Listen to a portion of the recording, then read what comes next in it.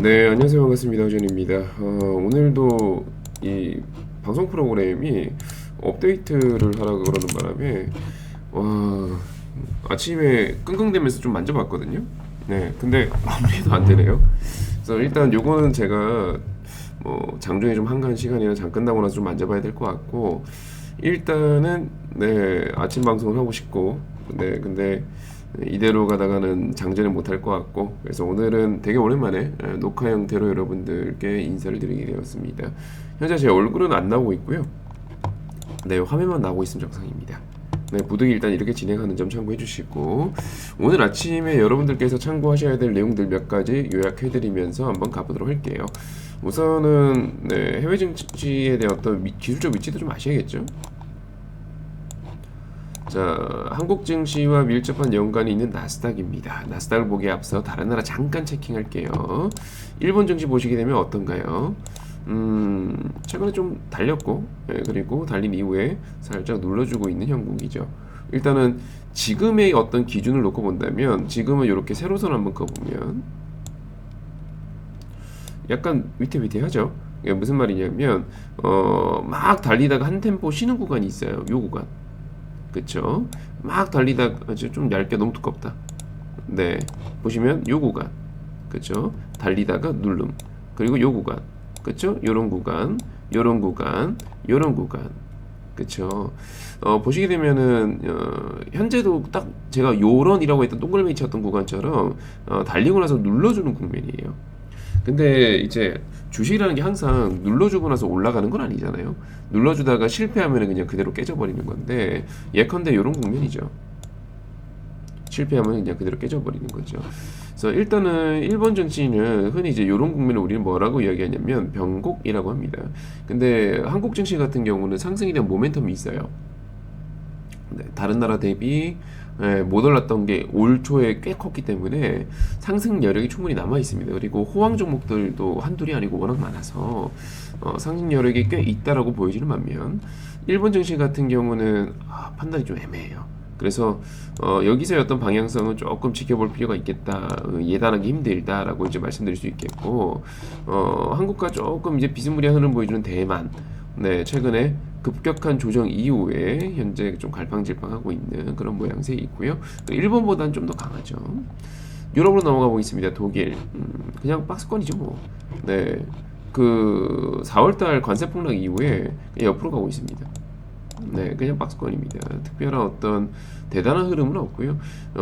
우리가 이제 머릿속에 4월달 관세 폭락을 지워보자고요. 제가 하얀색 펜으로 한번 지워볼게요. 요 국면. 요 국면 있잖아요. 한번 지워볼게요.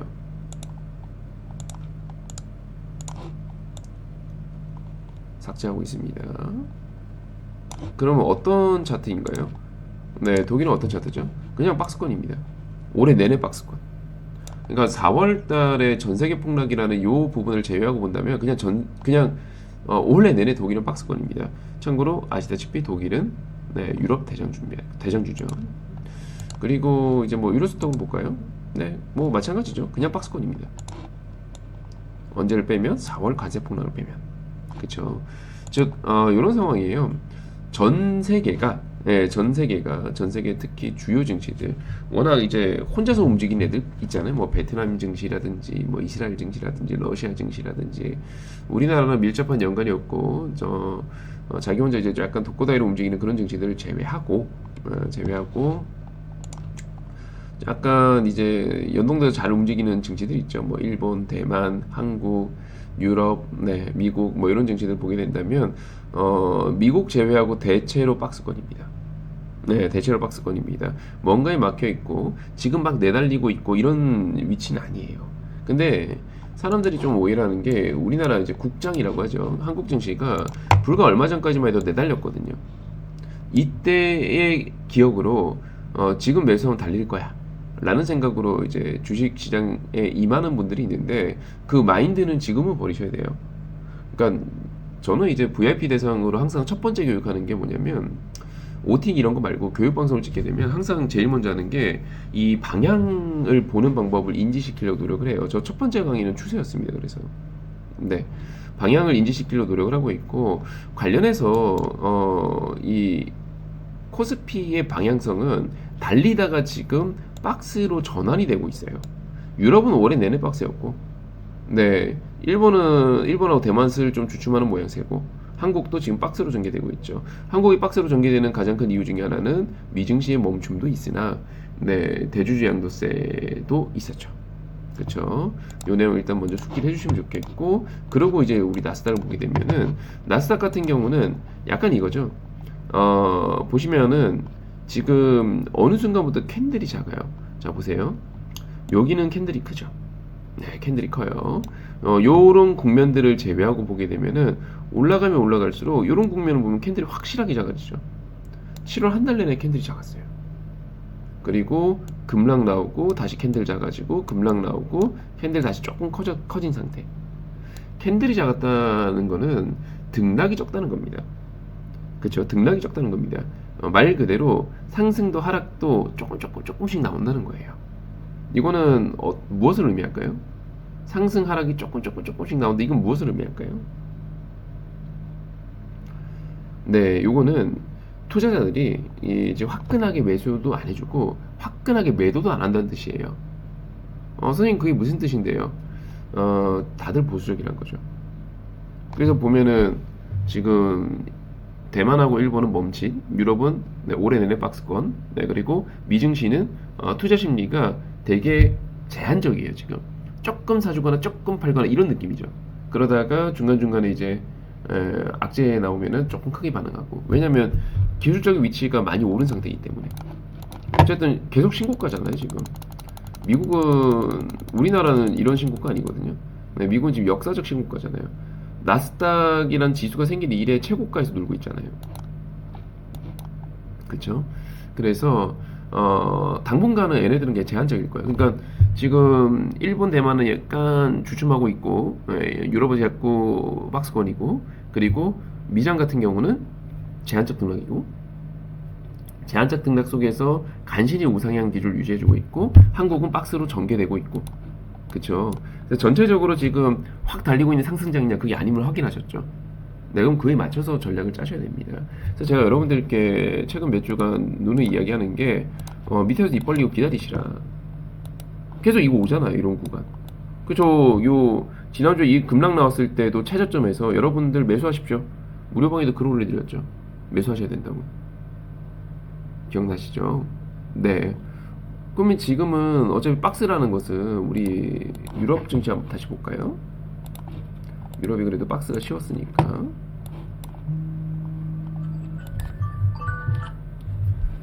자, 보시게 되면 예를 들어 독일이라고 하면은 지금 계속 박스였잖아요. 그러면 계속 지금 우리가 보고 있으면 중간중간에 이렇게 하단 터치가 나오거든요. 터치.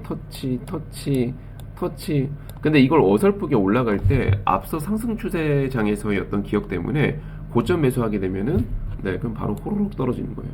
그러니까 이 작은 박스 속에서도 단가가 안 좋으면 손해나기 십상이거든요.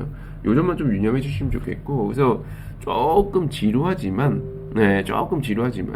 기다리면은 네, 자꾸 이 박스 중하단 가격이 온다는 걸 좀 기억해 주시면 좋을 것 같습니다.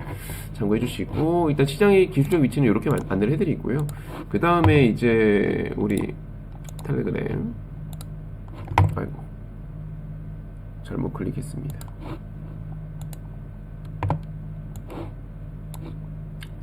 자, 보시게 되면은 한미 정상회담이 끝났죠. 그렇죠? 근데 한미 정상회담이 끝났지만 이 한미 정상회담 자체는 사실 후속 기사가 더 중요하죠. 그래서 어제 새벽도 그렇고 오늘도 그렇고 지금 후속 기사가 계속 나오고 있는 점은 이미 여러분들께서도 알고 계실 거고요. 그리고 대주주 양도세 관련해서도 이번 달 내내 이제 지금 뉴스가 나오고 있는데, 요거 어느샌가 확정되면은 시장에 호재든 악재든 작용할 건데, 개인적으로는 50억 그대로 유지되고 호재로 작용할 가능성이 크다라고 보고 있고요. 엔비디아 실적 발표는 크게 중요하지는 않고요. 네, 우리나라 입장에서 크게 중요하지는 않고, 왜냐면 이미 예측치가 너무 많이 나왔기 때문에 예측 범주 내에서의 등락이라면 크게 의미 없을 겁니다. 그리고 네, 반도체 관세 중요하죠. 의약품 관세 중요하죠. 그리고 러우 전쟁 관련해서 현재 종전 협상 중이죠. 네, 정상회담에서 우리 어떤 거 발표할 거야, 근데 안보부장까지 오케이 했기 때문에 아마도 무난하게 종전의 길로 가지 않을까라고 생각이 드네요. 일단은 이런 내용들이 중요한데 이 중에서 굵직한 한미 정상회담이 끝이 났고요. 그러면 우리나라 입장에서는 네, 대주주 양도세 이게 발목 잡잖아요. 그럼 요것 때문에 주식 크게 못 올라요 당분간. 이거 발표되기 전까지는 발목 잡고 있으니까.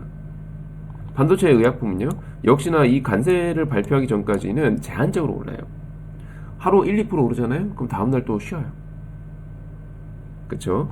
러우 전쟁 관련해서는 뭐 이것 때문에 당장 주식이 크게 못 오르거나 이런 건 아니기 때문에 당장은 상관없으나 이와 관련해서 뭐 방산주라든가 재건주라든가 건설주라든가 이렇게 일부 업종에 대해서는 조금 눈치 보이게 현재 진행 중이죠. 그래서 요 정도 일단 참고해 주시면 되겠고 이와 관련해서 이제 우리 아이디어를 좀 정리해 보자면 한미 정상회담이 끝났다면 그 다음에는 한중이죠.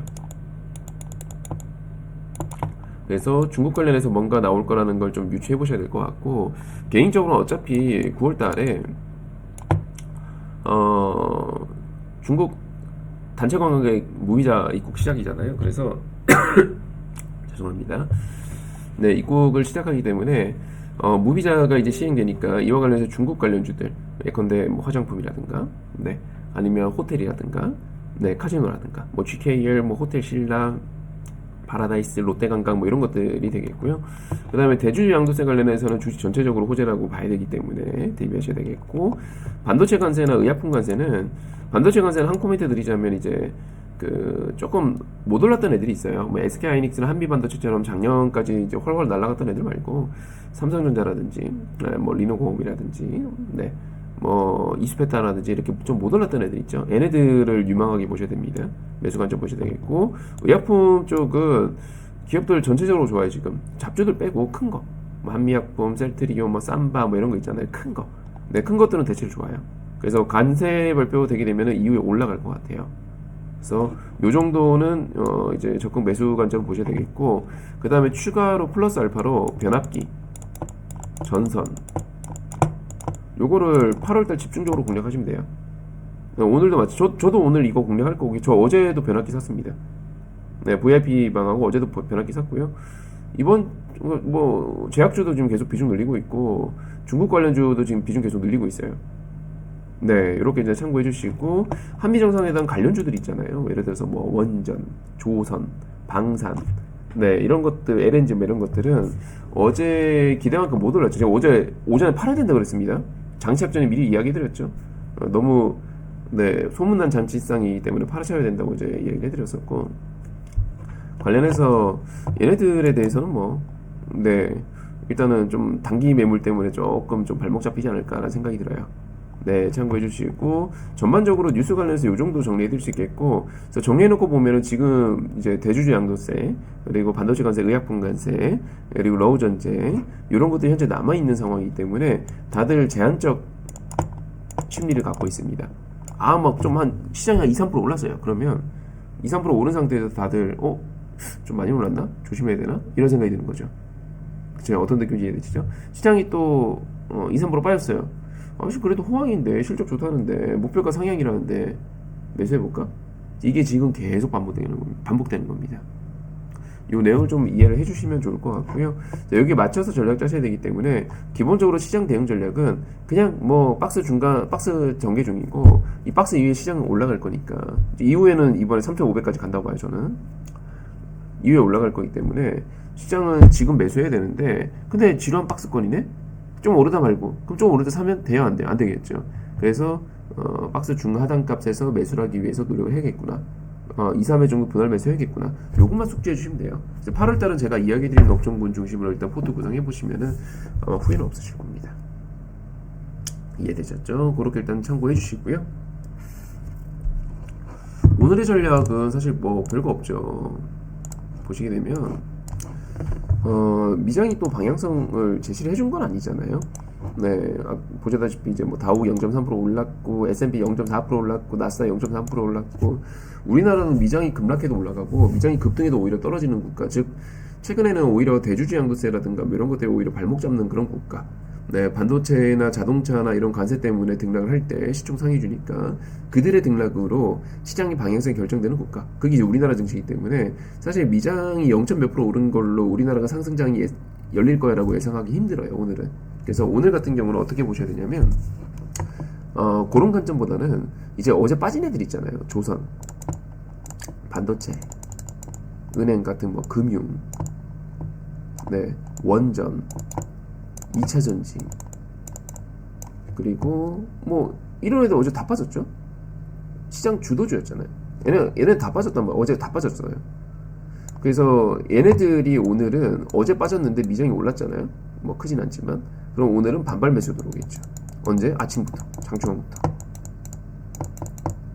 오늘 아침부터 이제 반발 매수 들어올 건데 이 반발 매수 들어오는 거에 대한 어떤 그 매매 포인트를 쫓아가기는 힘들어요.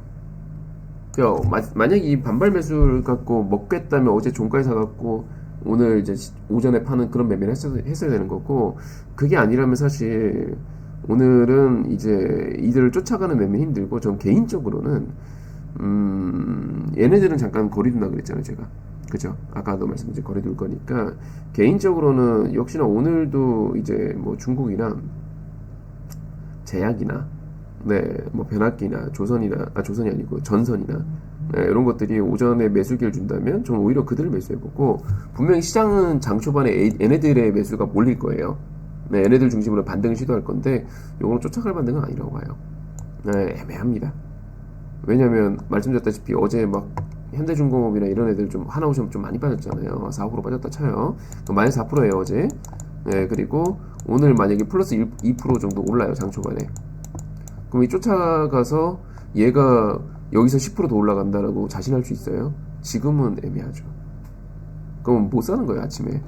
아침에 반등하는 걸 사긴 힘들고 빠지는 것 중에서 체킹해야 되는데, 그럼 오전에 뭐 변압기, 전선, 그리고 아까 말씀드렸던 것처럼 뭐 중국 관련주나 이런 것들이 기회를 주면은 뭐 매수하려고 시도해봐야 될 것 같고, 그게 아니면 좀 전반적으로 좀 애매한 하루가 될 것 같습니다.